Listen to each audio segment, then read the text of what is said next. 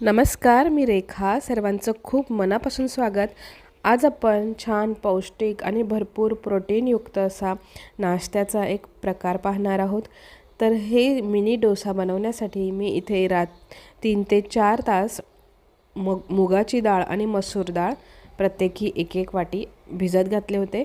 3 ते 4 तास भिजत ठेवल्यानंतर यातलं पाणी पूर्णपणे काढून टाकायचं आहे आणि ही डाळ छान अशी स्मूथ तिचं बॅटर तयार करून घ्यायचं आहे.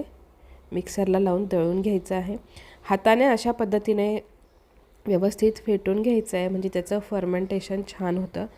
आता अशा पद्धतीने फेटून घेतलं. 3 ते 4 मिनिट अशा पद्धतीने फेटायचं आहे आणि झाकण ठेवून हे आपल्याला फर्मेंट करण्यासाठी रात्रभर ठेवायचं आहे.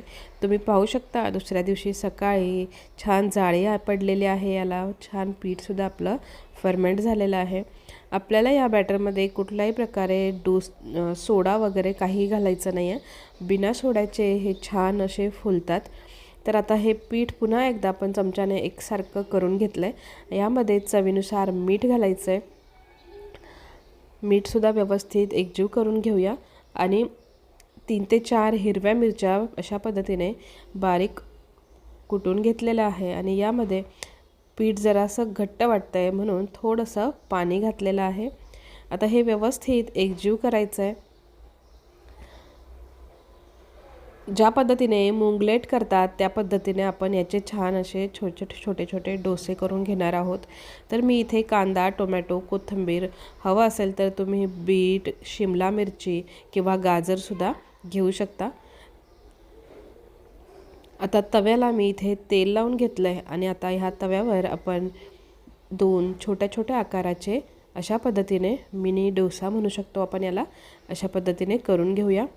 पीठ खूप जास्त पातळ नाही किंवा खूप जास्त घट्टसुद्धा नाही. अशा पद्धतीने पीठ तव्यावर टाकलं की ते खूप जास्त स्प्रेड झालं नाही पाहिजे. अशा पद्धतीने आपलं पीठ आपल्याला ठेवायचं आहे.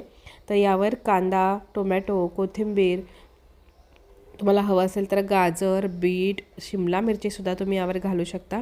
वरून आवडीप्रमाणे चाट मसाला, लाल तिखट, जिऱ्याची पावडर, धण्याची पावडर अशा पद्धतीने भुरभुरायची आहे, म्हणजे त्याला छान टेस्ट येते. आता झाकण ठेवून आपण याला वाफ काढून घेऊया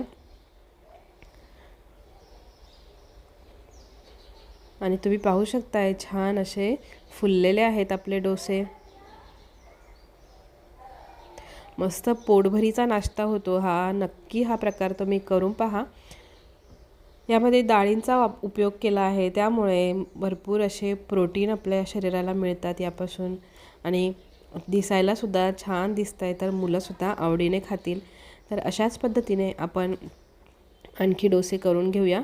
तुम्हाला हवं असेल तर तुम्ही मोठा डोसा करून त्यावर अशा पद्धतीने कांदा, टोमॅटो टाकून तयार करून घेऊ शकता. तर अशा पद्धतीने हे जे मूग डाळ आणि मसूर डाळीचे मिनी डोसे आहेत, तुम्ही नक्की ट्राय करून पहा ही रेसिपी. अगदी छान मुलांच्या पोटभरीचा असा हा नाश्ता होतो.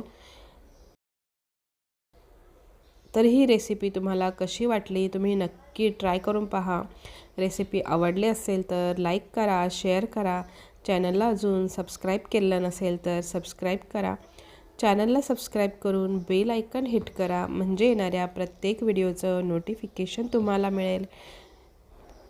तर छान अशा पद्धतीने सॉससोबत किंवा चटणीसोबत हे सर्व करा आणि व्हिडिओ आवडला असेल तर नक्की लाईक करा. पुन्हा भेटूया एका नवीन रेसिपीसोबत. तोपर्यंत धन्यवाद.